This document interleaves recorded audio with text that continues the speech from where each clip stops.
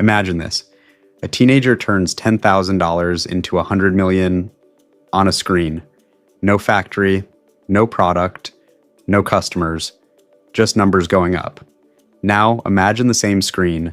A few months later, zeros, courtrooms, lost savings. This isn't a story from the 1920s. It's not a movie. It's not even rare. It's crypto. And before you click away thinking, I already know this, stay with me. Because the biggest lie about crypto isn't that it's risky, it's why it exists at all. If you want to understand where the next decade of money might break, or break your... Keep watching. Now here's why this matters right now. Crypto isn't dead. It's quieter, and quiet is when the real damage happens. In 2021, crypto was everywhere. Super Bowl ads, celebrities promising freedom, founders in hoodies talking about the future of finance. Today, the billboards are gone, but the system is still running, still pulling in new money, still redistributing wealth. Just not the way you think. To understand why, we need to strip away the slogans and look at the machine underneath. Let's start simple.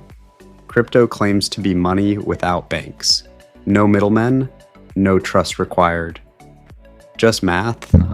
That sounds powerful. But money is not math. Money is belief. A rupee works because you believe someone else will accept it tomorrow. A dollar works because a government can tax you in it. Gold worked because it was scarce, hard to fake, and socially agreed upon. Crypto asks a different question. What if belief alone is enough? Bitcoin was the first experiment. A fixed supply, decentralized, no central authority. On paper, elegant. In reality, something strange happened. Bitcoin didn't become money. It became an asset.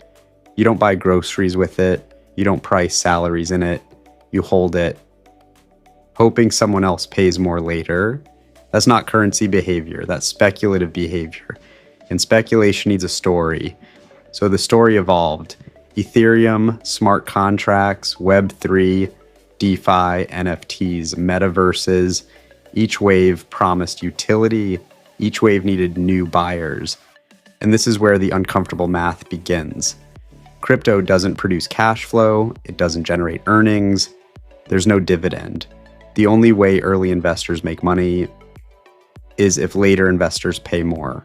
That doesn't automatically mean scam, but it does mean one thing. Growth is not optional. It is mandatory. Now let's zoom in on how this actually works in practice. You hear about a new coin, it's early, it's revolutionary, you buy.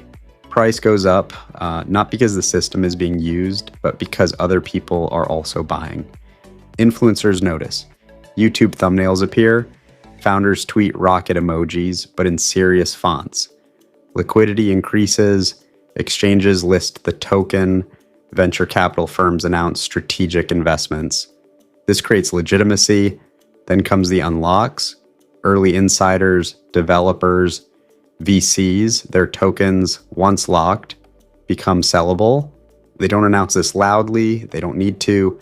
They sell into demand. Quietly, and retail buys the dip because the story is still alive. Until it isn't. Then the exits get crowded, and suddenly everyone realizes something at the same time. There was never enough money for everyone to win. This isn't hypothetical. In 2022 alone, over $2 trillion in crypto market value disappeared. Not stolen, not hacked, just gone. Because market value isn't money. It's the last traded price multiplied by supply. If the last buyer disappears, the value evaporates. This is where crypto gets ironic. It was built to remove trust. But it requires more trust than traditional finance. You trust that code has no bugs. You trust anonymous founders. You trust that exchanges are solvent. You trust that stable coins are actually stable. And when that trust breaks, there's no customer support number. Remember FTX, billion-dollar valuations, celebrity endorsements, regulatory meetings. Behind the scenes, customer funds were being lent, gambled, and recycled. Not because crypto forced it, because incentives did. When there's no lender of last resort, The temptation to become your own bank is overwhelming. And when things go wrong, they go wrong fast. Crypto defenders often say, "That's not crypto, that's bad actors." But systems are judged by what they allow at scale, and crypto structurally rewards opacity. Now let's talk about decentralization, the sacred word. In theory, no one controls the network. In reality, control concentrates. Mining pools, validator cartels, governance tokens held by insiders. A handful of wallets can move markets. When Elon Musk tweets, prices move. When a whale sells, charts collapse. That's not decentralized power. That's unregulated power. And unlike banks, there's no stress testing, no capital requirements, no deposit insurance, just vibes, and volatility. Here's the quiet absurdity. Crypto wanted to replace banks. Instead, it recreated them, with less oversight and more leverage. DeFi platforms promise yields higher than any savings account. Ask yourself one question: where does the yield come from?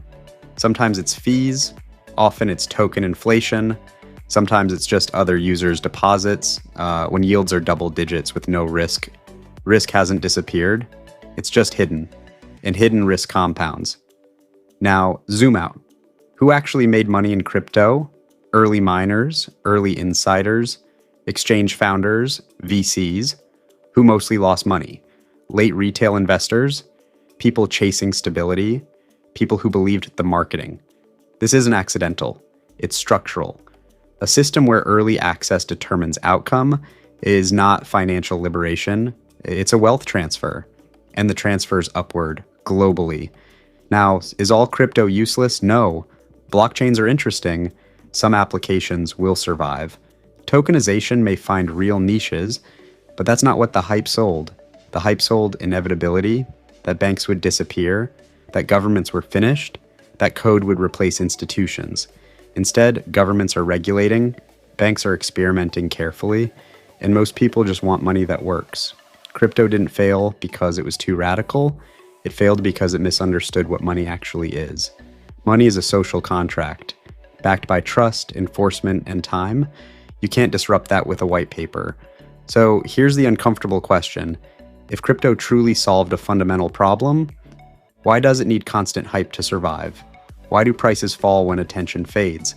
Why does every cycle require a new narrative? Maybe the biggest scam isn't fraud, it's distraction. A decade spent chasing digital gold, while real financial power stayed exactly where it was. Now, the story isn't over. Crypto will rise again, it always does. New coins, new slogans, new promises, and new people will believe this time is different. So here's what I want you to think about. When the next wave comes, and will it finally change the system, or will it just change who pays for it? That question matters more than any price chart. And if you want to understand money without the hype, subscribe, because the next scam usually looks smartest right before it collapses.